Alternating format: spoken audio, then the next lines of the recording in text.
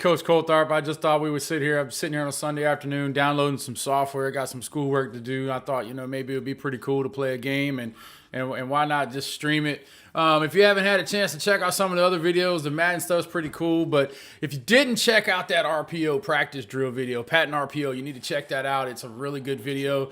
I really wanted to share that with you. Going to do some stuff later this week. Maybe try to get some conference calls together with some of you guys. So if you're interested in jumping in a Zoom room or something and just kind of hanging out and talking a little ball, that's great. Hit me up on Twitter at Coach Coltharp and we'll do that. And just kind of do some other stuff. We do have a couple of private clinics at the end of the month. We're doing a mesh clinic. And then, of course, Air Raid Nation is still a go right now. I mean, we got 2 months to go on this. Hopefully everything will be kind of sorted out by the time we get to that situation. So we're going to hold off on making any decisions on that for those of you guys who may have some questions. All right, so let's see. We're in episode 3. Are we going to be able to score some points today and maybe not lose? So let's see what happens. We did score a touchdown in our last episode, so we're really excited about that. And hey, what can we say? So we start the game off with a little inside zone there. Got a little first, good action there. Get a second and manageable. And we're gonna come back in with our probably our bread and butter play here. Oh, I did not mean to hit X. Go get it, kid.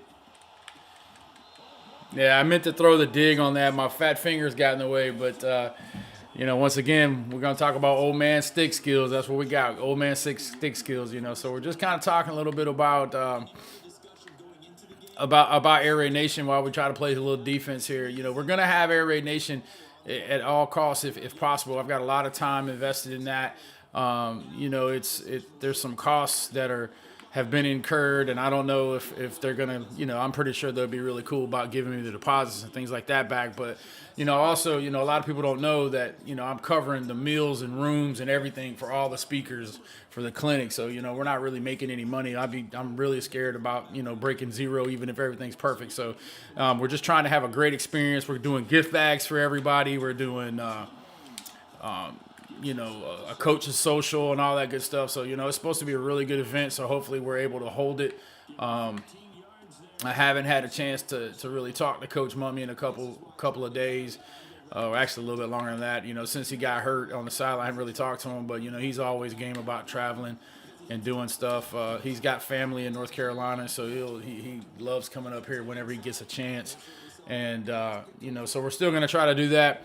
But like I said, we're going to do the mesh clinic. If you haven't looked that up on Eventbrite, we're only going to do 30 tickets for that because we want to keep it small. Going to have a couple guys come in and help me with that. Have some cut-ups. Also, if you become a participant of the mesh clinic, you will get you'll get a recording of the event itself, so you can keep that for posterity's sake. Also, if you're a Patreon, those of you guys who are Patreons, I really appreciate it. We have 3 Patreon levels. I think it's $2, $5, and $10. But those of you guys who are Patreon, I just added 2 more clinics up on the Patreon part of the webpage. Some good wide receiver drills from Jay Norville and a Dana Holgerson clinic I got my hands on. It's pretty cool in there. Also, you guys will get access to to some of the other stuff that we're doing. You guys know that it's in the Patreon post. So if you want to consider becoming a Patreon and helping us out, go over to patreon.com/92mesh group on that deal, and you'll be able to catch that up. So, I mean, hey, they're not scoring in one play, so I guess we're improving a little bit. But, like I said, it's definitely a work in progress as far as that's concerned. And some of it I think is more, just stick dexterity versus actually getting beat bad like I was the first couple times. And we'll see. And I appreciate you guys who've been leaving me comments about how to do certain things and get in better situations, and like that right there. I had that whole play sniffed, and I should have just let it ride on that deal, but I didn't do that, and that's why obviously we're looking at what we're looking at right now as far as giving up first downs and things like that.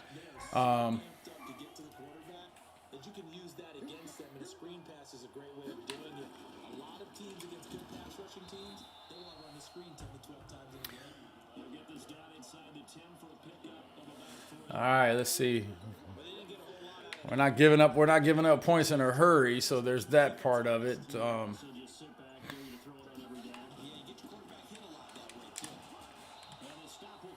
I'm kind of doing something at the same time, so it's a little bit of a challenge, but we're gonna get it straight. Let's go with cover two sink on that deal.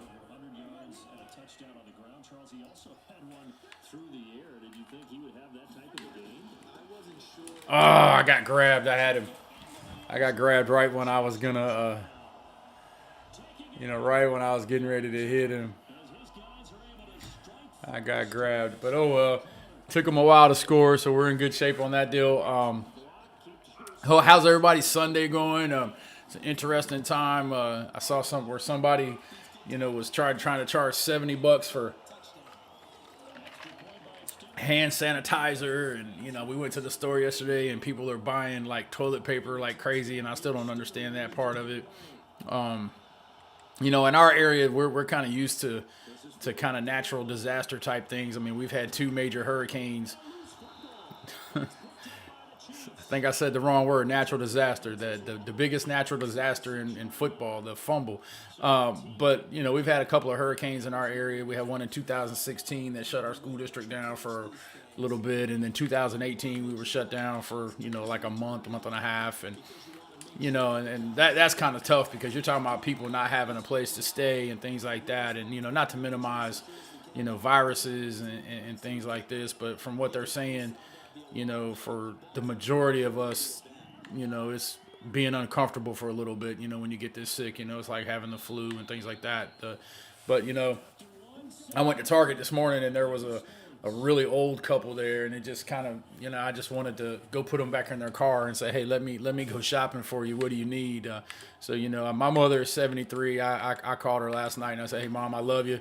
Just don't come to the house, because my daughters both were in college, and they shut down my daughter's school, and so we don't know, until they find there was a kid, I guess, on campus who might have been exposed, and so until we find all that stuff out, I definitely don't want my mother coming over and her being a little bit elderly, but just be smart, guys. I mean, listen to what these people are saying. There's a lot of people a lot smarter than us. Always wash your hands, and those of us who work in high schools and been in the boys' bathroom, we know that you have to remind people to wash their hands. So, do those kind of things and get yourself in a situation where you can, and take advantage of the time to really get to know your family again. Us football coaches, it's that time of the year we start gearing back up. I can't tell you how many guys I've had who said, we're getting ready for spring ball. Did we literally put it on the ground again?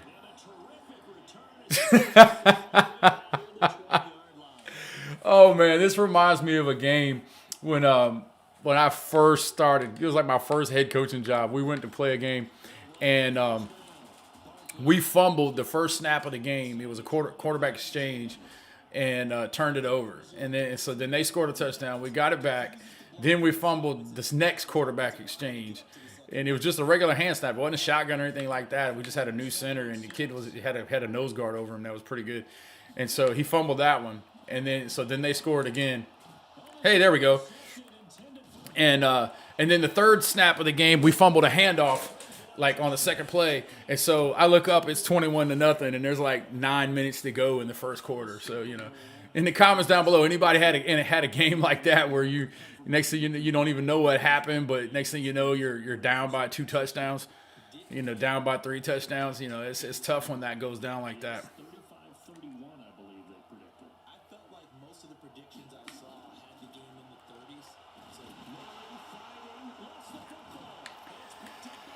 Oh, that's probably my fault. I forgot to hit a button. But it's kind of hard to talk and play. But who cares? Just having a good time. But yeah, what's the worst situation you guys have found yourself in a football game? We call it being snake bit. You had the best game plan, and you had a great week of practice. The weather's perfect on Friday night, and then all of a sudden you're down by 14, 21 points, and you look up and say, how in the world did this happen? And all you can do is just sit there and laugh. You just, you want to be mad, you want to scream, you want to fuss at somebody, you want to say something, but good and well that it's not anybody's fault. It's just the way things happen. And, a ball got tipped up by a lineman and somebody picked it off, or so what is the craziest thing that's ever happened to you in a football game? That would be an interesting topic for discussion, especially some of you guys who have been, and I'm just turning the ball over like crazy. Oh man. Good thing is I can always reset. Like back in the old days, you just hit the reset button. I tell you what, I should get my old Nintendo, go get an old Nintendo and string some Super Tecmo Bowl and show y'all boys what it's really like. Only thing is, I don't think I could hook a Nintendo up to the computer. I wouldn't know how to do it. Don't have the switches, but you remember when you used to just give the ball to Bo Jackson and Marcus Allen and just take off and nobody could stop them. Those were the days. All right, so it's 21-0, and we've had the ball exactly once, twice. It sounds like a Lionel Richie song, but yeah. So we've kind of dug ourselves a hole. So let's try to strike back right now. We're gonna hot route that X until the return. I want a double slant on the backside, and we're gonna throw a pick.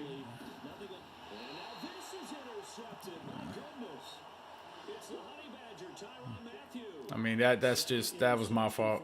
I don't even know what I'm doing right now. Other than I guess I'm just so frustrated, and that's the other thing. When you're a play caller, when things are going bad and you're just so frustrated. How do you handle that? Do you come back and you just take it? You just get pissed and you just throw the ball deep, or do you take a chance and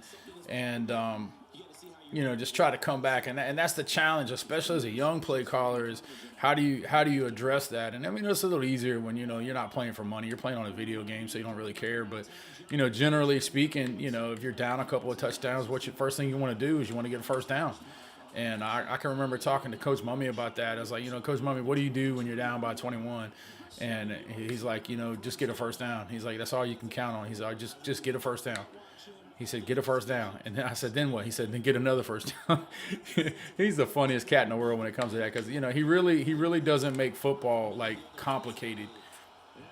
He really doesn't watch a lot of defensive film for scheme. He looks at, personnel more than anything. And then, he just knows that the grass is what the grass is. So, but yeah, just what do you do? How do you handle that? That it'd be interesting to hear what some of you guys say.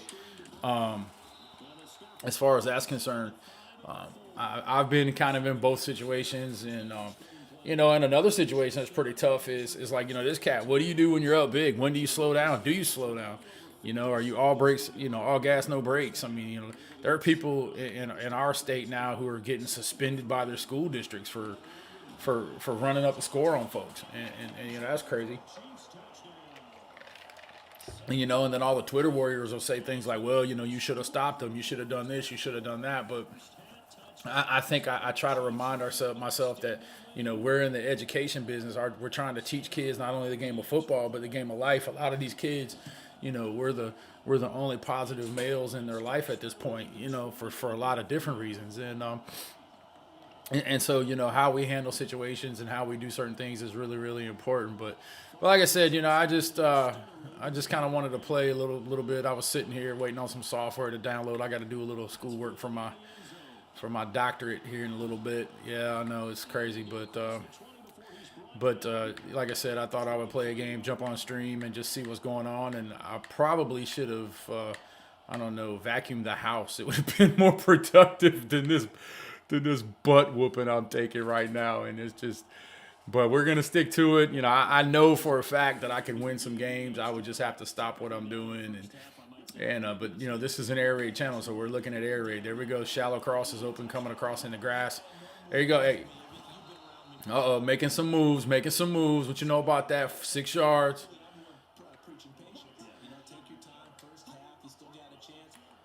That's not what we wanted. There we go. Check to the verts.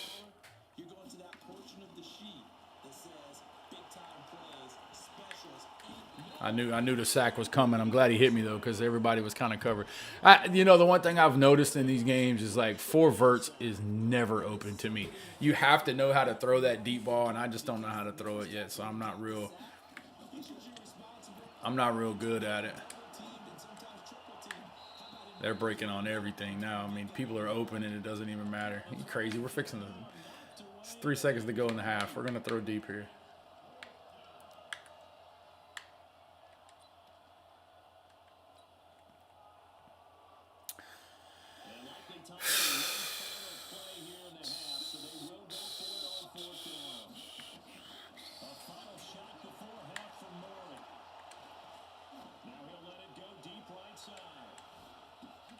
All right, guys. This has been Coach Cold Arm. You have a good afternoon. We'll see you soon. Spin it to win.